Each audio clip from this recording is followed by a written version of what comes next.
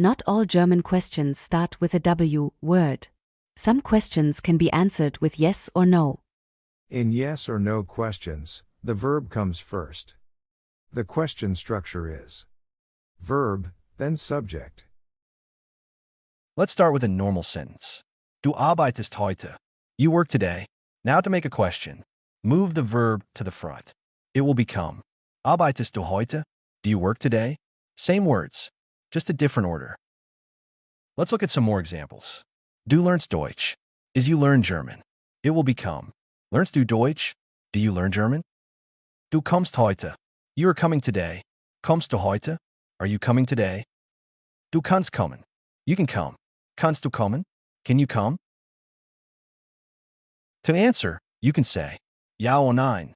For example, Arbeitest du heute? Do you work today? You can answer Ja, ich arbeite. Or Nein, ich arbeite nicht. Don't add extra words. German questions are short and clean. Practice with short questions. And now you can ask yes/no questions in German. In the next video, we will combine W questions and yes/no questions in real conversations.